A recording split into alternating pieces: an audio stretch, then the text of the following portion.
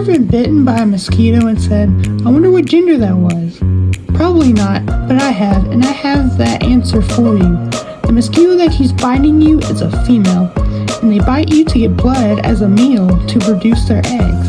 And fun fact, they aren't just attracted to your blood, but the ammonia and sweat.